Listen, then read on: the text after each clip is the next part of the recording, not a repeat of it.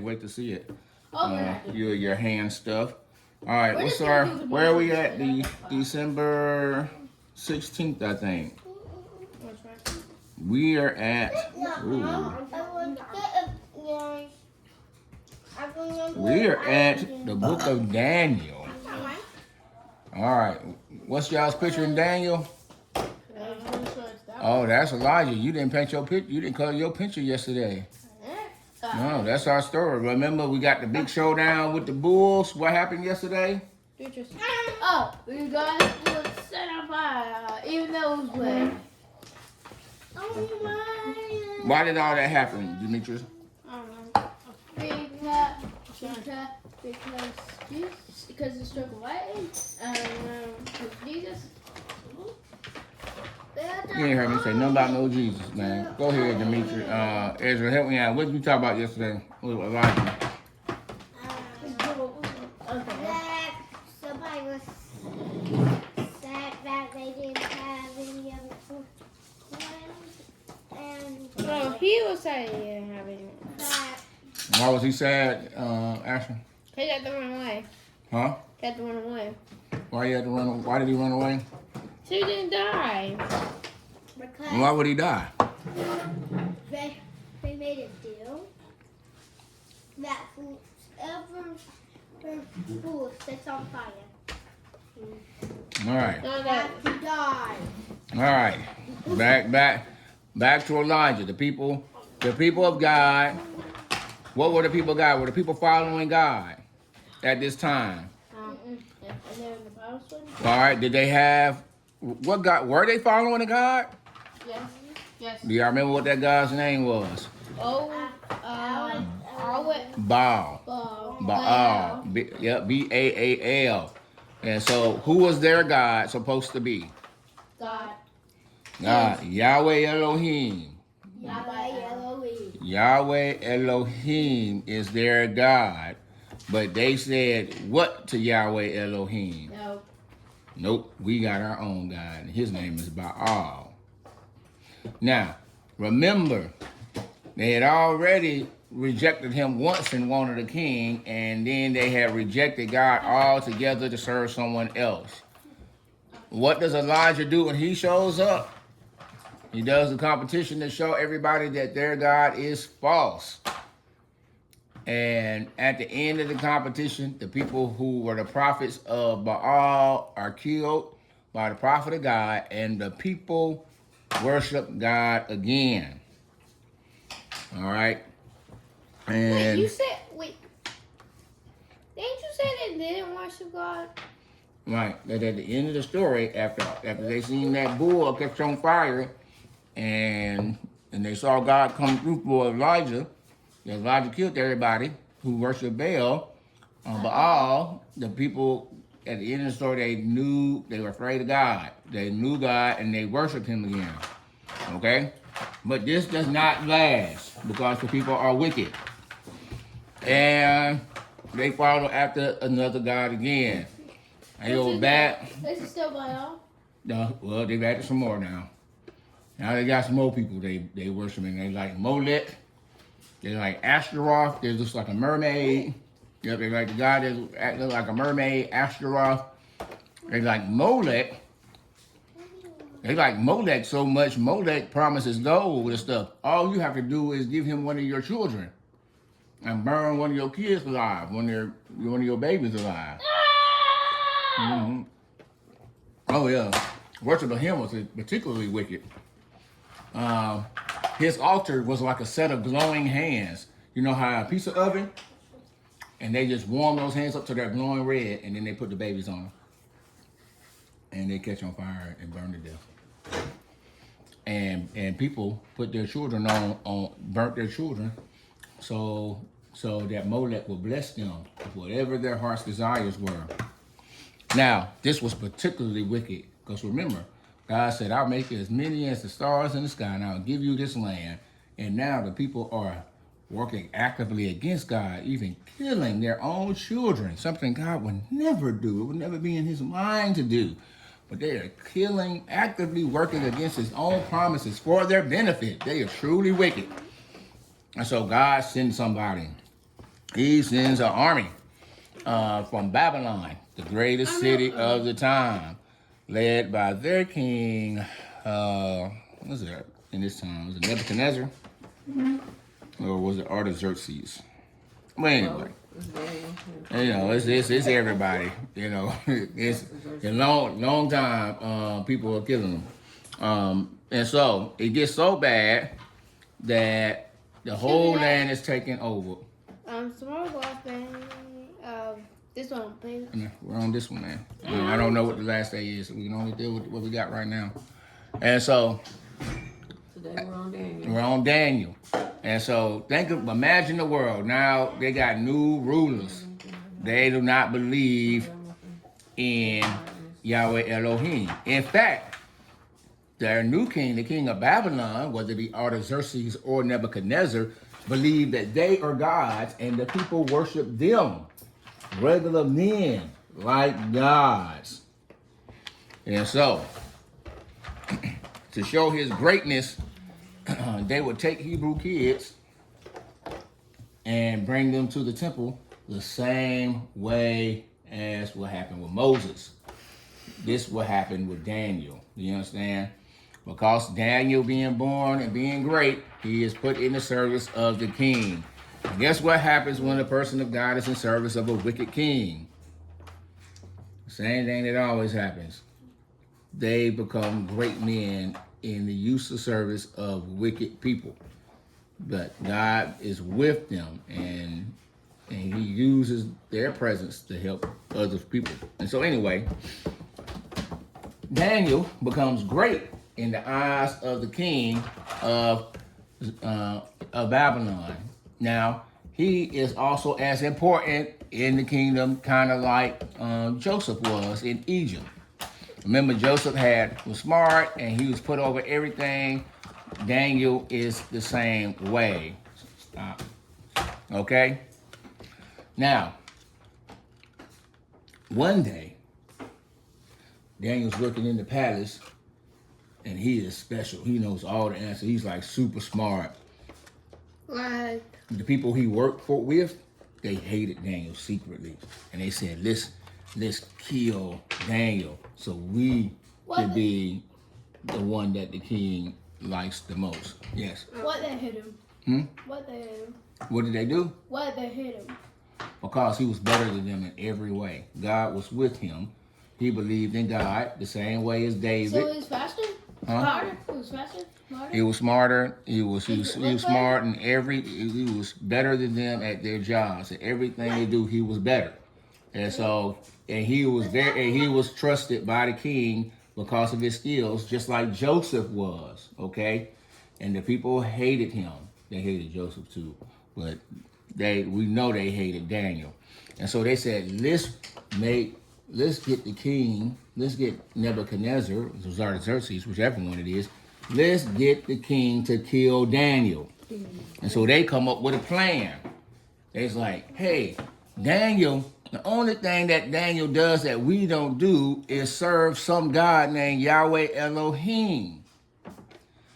And because he is so faithful to Yahweh Elohim, if we can trick the king into making a law that will force him to worship the king, we know that Daniel won't do it. And since Daniel won't do it, then the king will have to kill Daniel for being disobedient and not for worshiping him. And so, his co-workers show up at the king's court. Imagine in your mind, Hadassah. And so, the people come to the king. Oh, great and powerful king. There is none like you in the world. You are so awesome in your awesomeness. Okay.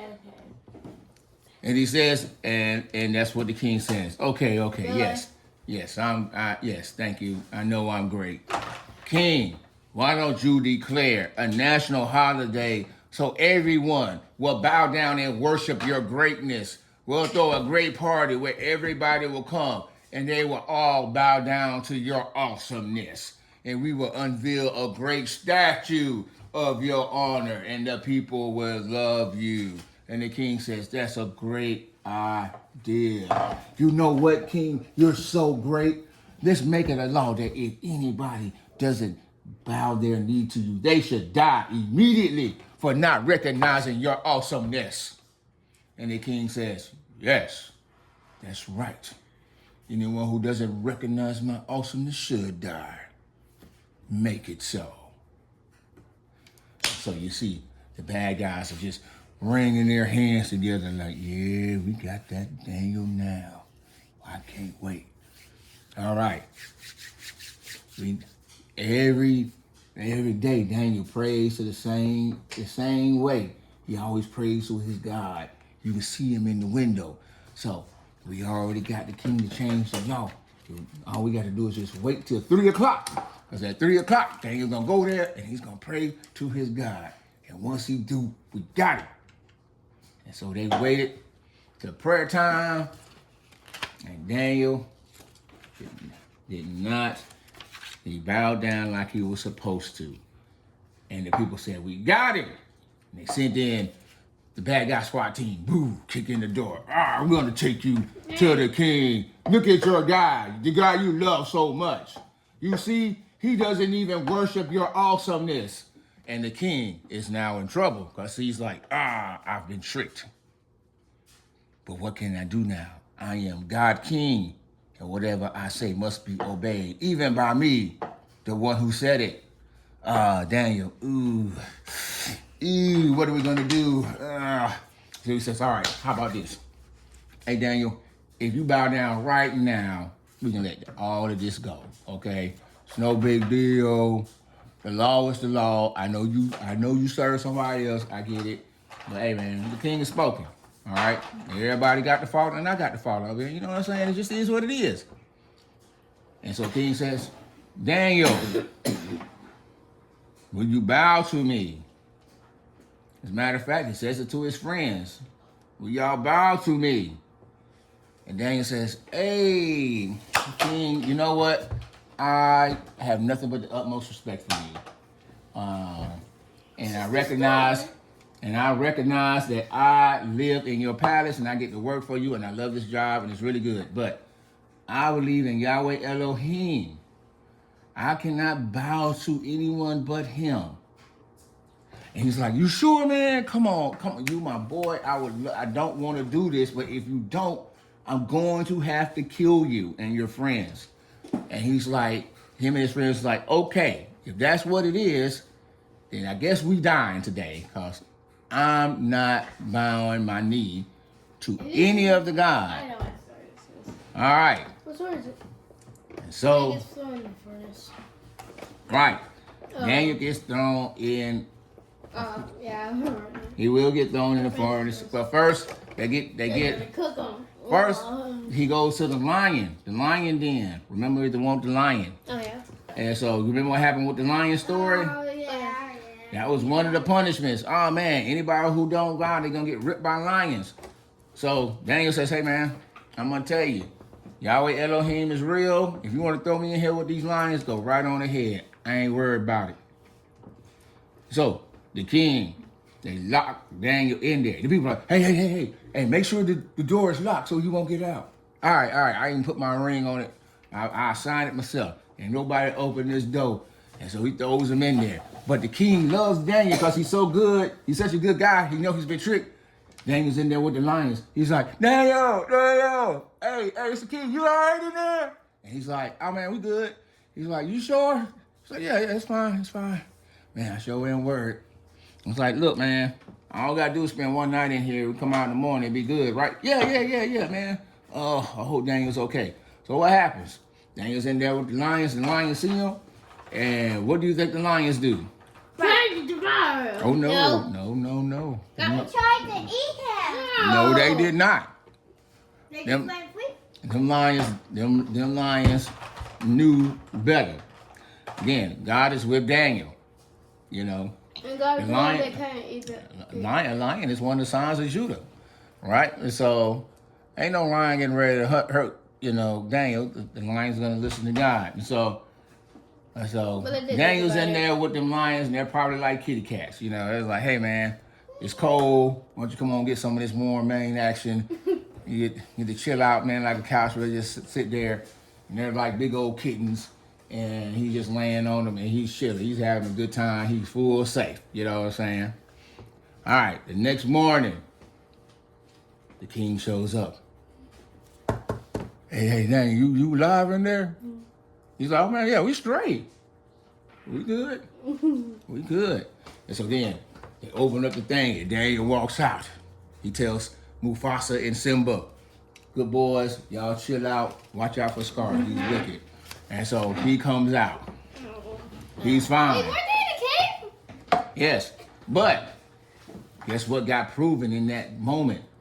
That God was really with Daniel and God is right. The king says, hey, everybody, what I said before about me being God is wrong. There is a real God. His name is Yahweh Elohim. He's the guy with Daniel. We need to worship him. Everybody, don't worship me no more. Worship him. As a matter of fact, those people who gave me that idea, it was such a bad idea. You and your families, y'all who suggested this, all of y'all get in the lion's den, in the lion's pit. And of course, they throw these bad guys and their wives and their children into the lion's den. But they didn't feed the lions the day before. They put Daniel in there. So they thought them lions were going to eat up Daniel because they were hungry. But they didn't eat that night. So they were real hungry. And so as soon as they could reach, they couldn't even wait for the people to hit the ground. They jumped, they grabbing them out, and they just chewing them up. They were so hungry. And they killed all of those people and their children. And Daniel? And their wives. Was Daniel there? And Daniel was safe. And the people, again, believed in God. But not just the people of Abraham, but even the people of Babylon now know the greatness of God, the God of Belshazzar, the God of Daniel, who is legit. Now, unfortunately, this story will replay itself with the fiery furnace, and because the people will forget, you know, and it'll happen again. They'll try to get Daniel, throw him in the furnace. Because, of course, the friends of those who got killed trying to catch Daniel wanted some revenge, and they tricked the king again to make another law and to try to get Daniel in trouble. And that's how Daniel gets thrown in. Shadrach, Meshach, and Abednego all get thrown in the fire. Oh, And they didn't die because there was a fourth one in there. right, Did someone try to save them? and Oh yeah. and they see God, and then the king sees God himself in the fire, and it's like, oh, yep, I was wrong again. Serve Yahweh Elohim. I actually saw him with my own eyes. Yeah, he's real. Like, you see Daniel, these guys, we throw them in the fire. You saw it burn up everybody who got close. They went in the piece of oven, and they came out the same way. Everybody who got close to the piece of oven got burnt up and didn't even make it inside. They just stood next to it and they caught on fire. I saw that God, he is real. Everybody bow down to him alone. And people in the name of the Lord is getting famous. And so in the book of Daniel, what you see is that the people of Israel, because of their disobedience, are now being punished and have been taken over by Babylon, another city, a wicked city. But in the course of time, through our guy Daniel here, those people are now introduced to the power of Yahweh Elohim and have the opportunity to be saved and follow Yahweh Elohim. Which meant this should have been a good thing for everybody. But we all know how that's going to turn out. All right, questions? That big, but you know what? Nothing. What you Did say? someone try to save them? That's Whatever the the name. fire furnace. Is somebody trying to save them? The king didn't want to put them in the furnace. He wanted to save them. Did you try to? Did you try to? He couldn't. They had tricked the king. Remember, the king of Babylon is worshipped as a god, and when a god speaks, it is law and it is immutable, which means it cannot be changed once he says it, because he is God. to them. And gods do not change. And so they had tricked the king because they know that's what the king believed. And they know as soon as the king said it, he has no choice but to do it. And so even though the king doesn't want to, he gives them a chance to like, hey, if y'all can just do what it say, I won't have to kill you. You know what I'm saying? That's the only choice that the king has. And if the person says no, the king has no choice. I have to kill you, even if I love you, even if you're my friend, even if I don't want to. I have to because I'm a god. And because I'm a god, whatever I say must happen. And if I say you die, then you die. They had that one in VeggieTales. They had that one in VeggieTales. They had that on VeggieTales, I know. Except someone take them. Someone tried to save them. But the thing broke and they still fought in the furnace. Yep. The only one that tries to save them is the king. But he too is trapped. The king that's why the king himself will worship God, because he is also saved by the fact that God rescues Daniel. Do you understand? The fact that Daniel is rescued also saves the king from his own mess. And that's why the king can be like, hey, let's worship this guy. We need to worship this guy because he is far superior to me. And the king knows it's in our best interest to be on the side of Yahweh Elohim. Do y'all understand? It's all right if you don't. Y'all will see us again. Then y'all will think to yourselves, why weren't we listening the whole time? It's all right. That's why we recorded.